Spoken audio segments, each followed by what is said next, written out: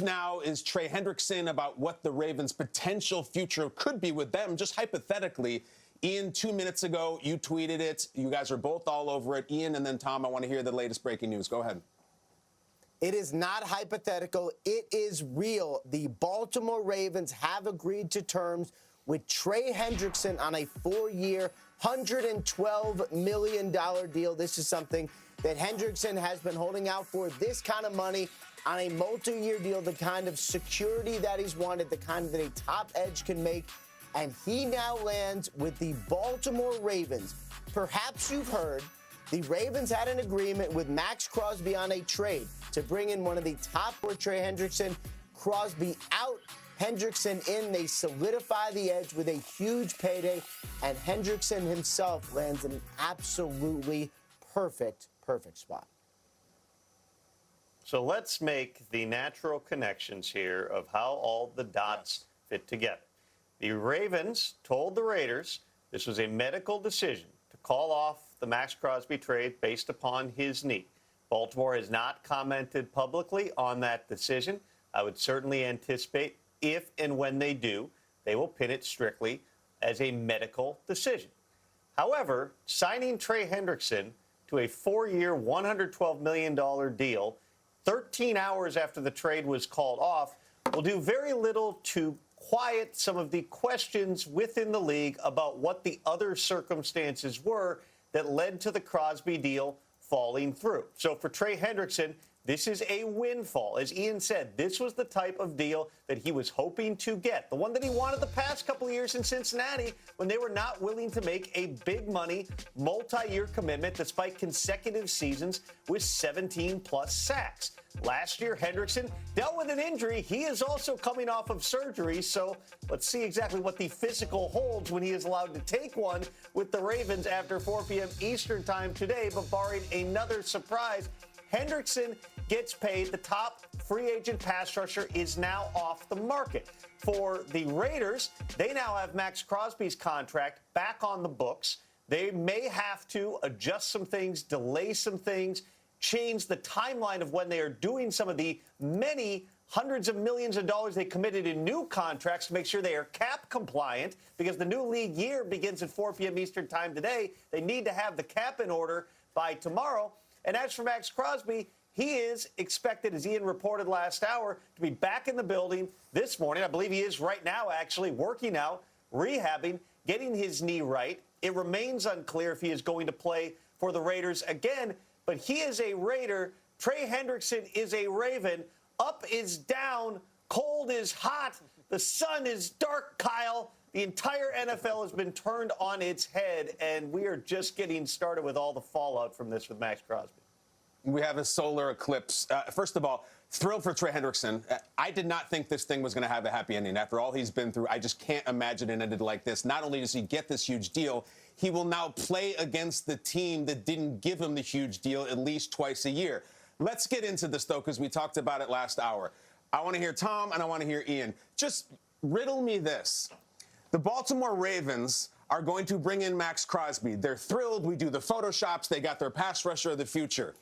Couple days go by, during which time they lose their center. They lose other players. Trey Hendrickson is sitting there, and no one seems to be grabbing him. In the meantime, you say, wow, Max Crosby, it's very expensive in terms of draft picks. What if we could somehow get out of this deal and then go to Hendrickson, which you mentioned, Tom, they showed no chill or subtlety doing in about 13 hours, and we already have the news. There's a lot of fans out there saying skullduggery, weak sauce, all these things, that they work the system and were disingenuous. Those are loaded words. I want a response from the Ravens. In the meantime, both of you guys followed this stuff. What's your reaction? Kyle, the fans are important. We love the fans. I would tell you the same things, and as you see, both me and Ian both looking over at our iPads as texts are flooding in. I am getting texts from GMs right now with many, many questions about the circumstances of what took place over the last several days since the Ravens acquired a player temporarily, unofficially, on Friday night, who the entire league knew was coming off of a significant meniscus month recovery. His agents were transparent with teams that he was not going to be cleared until right around the start of training camp, but full expectation that Max Crosby would be on track to play in 2026. One of his agents, C.J. LeBoy, took to social media last night to say, if anything, Dr. Neil Elatrash, who performed the surgery, says that Crosby is ahead of schedule. What happens in these trades is the teams, because no trades can be official until after 4 p.m. Eastern time today, enter into a pre-trade agreement in which the new team has the ability to put the player that they are set to acquire through a physical exam. They flew in Max Crosby. He was in Baltimore. He was in the building. He was meeting with coaches. This was the start of the Max Crosby era in Baltimore yesterday. But part of that was their doctors, and the Ravens also consulted other doctors about his knee, taking an examination and figuring out how the knee was healing and what their long-term prognosis was. There are 32 teams, 32 doctors, 32 degrees of risk tolerance. What we know is, for one reason or another, and the Ravens told the Raiders it was because of medical, they decided not to move forward with the trade for Max Crosby. The fallout, again, regardless of what you believe happened, and there are many questions within the league and outside the league about exactly what happened, the result is undisputed, and it is this. The Ravens have landed a Pro Bowl caliber pass rusher. It is Trey Hendrickson. If you believe your value, and Hendrickson for sure believed his value, wanted close to $30 million, ends up getting Raven right now. That's just my suspicion, and I haven't heard anything otherwise from anybody else with the Ravens. Also, here's where we're going to head with this thing. Let's say that Max Crosby does end up on another team. Let's say something happens. That team puts him through the physical. That team says, yeah, it's fine. It's exactly what we suspected. He's got some rehab left to do, but we're thrilled about it. Then he's out there in workouts, and he's crushing it week 1 for the new team. Doesn't this medical report age bizarrely at best? Well, hold on. It does to me. Ian, go ahead. Here's what I would say. This is a risk, right? So I had this conversation with the general manager last night to try to understand, like, what does this mean, right? Okay, so basically what the Ravens would do is they would take a bet, not a real bet, betting is bad, but take a bet on Max Crosby. You would say, we believe his knee is good, and I would bet $10. Would you bet $100? Okay, I would. What about $1,000? Sure, I would. Then it's like, what about your house? Would you bet your house? Like, would you bet all the money you have? That's really what it is for the Baltimore Ravens. So we can all talk about, well, they should have been comfortable. It's a projection, and, theoretically, they knew that it, had some ways to go, even though he's doing well. Yes, that is all true, but the Ravens needed to bet the house on Max Crosby, and they just, after the medical exams, after getting in there, after doing all the work that they had preliminary work, but yesterday afternoon was the real work. They did not believe the risk was worth it, so the deal was off. They pivoted to Hendrickson without knowing whether or not they were going to get him, and this morning, as we just reported, they got him. Let me give you a little bit of amateur doctoring here, because those of us who cover these things gain a fair amount of information about different types of surgeries, the risk factors involved, and prognosis. So there's really 2 types of meniscus surgeries, and a lot of times you don't know. The doctors do not know for sure which version they need to do until they actually perform the surgery. There is a meniscus trim, which is what it sounds like, where they cut out the damaged meniscal cartilage from the knee. That has a faster recovery time. You can be back on the field in several weeks, but it also means you have less cartilage left in your knee, which in turn means that there is no way to regenerate meniscal cartilage. So as time goes on, when you hear about a guy eventually having a bone-on-bone situation, if you keep doing meniscus trims, eventually you're going to have a knee that's not going to be as healthy. The meniscus repair is the way to preserve the cartilage. It can actually extend a player's career. It's better for long-term health, which is why usually if you've got young players, they opt for meniscus repair surgeries because you don't want at age 23 to be cutting out cartilage. Max Crosby's 29. He decided to undergo, or the doctors decided to do, a meniscus repair surgery, which has a longer timeline. It is 4 to 6 months, but is preserving the cartilage in the knee. All of which is to say, the real question here is not whether or not Max Crosby could play on his knee. Regardless of what you see, Max Crosby was playing with this injury throughout last season. He wanted to continue to play with that injury. But if you're prognosticating that, to Ian's point, and I would disagree if we say betting is bad, we're just not allowed to do it because of what our jobs are. I would say it's about 4 years from now, 5 years from now, what is Max Crosby? The flip side of that is you would say, well, he's a 29-year-old player. The knee is not going to look like a 22-year-old's knee.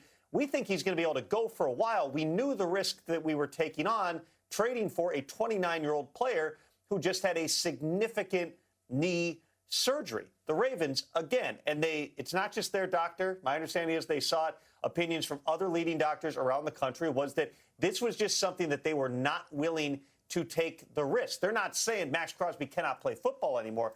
They're saying we're not willing to give up 2 first-round picks for Max Crosby to play football and pay him.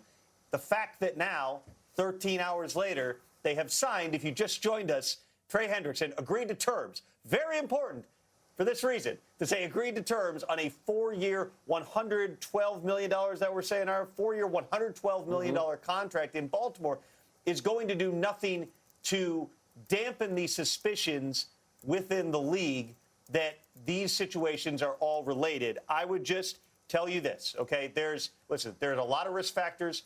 It's hard to project these things, all right? Medical science is not always an exact science when you're talking about projecting player performance coming off of injuries. There's analytic studies. Teams employ entire departments to analyze these things. They give them scores coming out in the draft about, okay, this guy can play now. Where is he going to be in 5 years? The other side of it is there's a trust factor involved in these trades, involved in every deal we've seen done during the negotiating period, because nothing can be final. No trades are final. There's a pre-trade agreement that allows the Ravens to do this exam. They don't have an actual trade done, nor can trades be official until 4 p.m. Eastern time. Every deal that's agreed to, nothing is signed. There's a trust factor that other GMs feel has been broken. I have heard words like buyer's remorse, among others, dirty pool. I got a text just now, and I would say this may not be every person's opinion, but this is a text from another established GM in the NFL who wrote this. I hope, referring to the Ravens, I hope they get crushed for this. Just not how you do business. Very BS to treat Max or Raiders like this. That is something the Ravens are going to have to deal with. There's not necessarily anything that can be done because trades are unofficial. You can fail guys on physicals if you want to, but it just creates this ripple effect across the entire league. What we know is this: the Ravens have their pass rusher. They still have their 2 first-round picks as they move forward now. And when they introduce Trey Hendrickson, and when they have a press conference, all anyone is going to want to ask about is Max Crosby. And the Ravens can just go their company line. I imagine just medical. We weren't comfortable, and that's fine. Up until the idea, again, if Max Crosby is to change teams, I want to ask you about this, Ian, someone else will give a medical examination and pass him with flying colors and say he's right where we wanted him. Ian, to that point, ripple effects for this. Yeah. It seems now, like Tom said, up is down. Let me give you a hypothetical. Somebody who is in the Max Crosby pursuit business, like the Dallas Cowboys, they say, well, now things have changed. Maybe Max Crosby's price is down. Maybe it's lower. Maybe we can get it for cheaper. Could we then go to Rashawn Gary and say, sorry, we love you, but things change, and maybe his physical gets failed? Like, what are the potential ripple effects? You don't do that. That's the whole point. Yes, you do. That's how the game's being played now. The moment things are broken, but that's the whole thing, all right? Like, Ian and I are reporters, okay? We have relationships. Everything's based on trust. You tell me information. We don't report 95% of the things we know because it's not stuff that's reportable. The moment that I go out there and say something that was off limits, that person's never going to talk to me again. Yep. It's the same thing from teams to teams, from teams to agents. Once again, and this is just the optics. The Ravens, I don't anticipate they're going to say anything. They would dispute this. But the optics to people within the league is that now the Ravens are not a team that you can rely on. I had a high-profile, well-known agent who has big clients tell me yesterday, I would not, unless the Ravens are the last team, I would not send another player there. I don't trust them.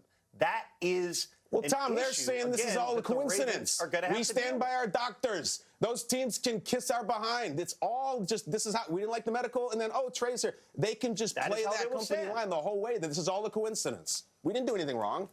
But you can't go down the road, you can't go down the road, though, of unwinding trades, because then you're going to unwinding other free agent deals. All right, there's every now and then, every year, there's 1 or 2 or 3 guys, Ian, then I'll let you talk, that back out, right, the players, because the player had a change of heart. I know of one that happened this week where a player agreed to terms and then all of a sudden the other team made a huge push and got him to flip and go to a different team. That could still happen right now. There's 100 deals we've reported. They all could happen. But it's bad business for the agents to engage in that. It would certainly be bad business for teams to start unwinding trades and agreements. You're on a slippery slope here. Again, the Ravens, if and when they speak, and I don't anticipate you're going to get any specifics from them publicly about Max Crosby, it's going to be, if they say anything, it's medical. It was a medical issue. It's just not worth the risk for what we were giving up. That's the bottom line, Ian. That's where they're going to stand. They signed Trey Hendrickson. Other people have suspicions, but none of this is official, nor could it be until 4 p.m. Eastern time today. So who knows? We could get another one of these at some point along the line. Yep. Yeah, just to go back to the point that Kyle was making about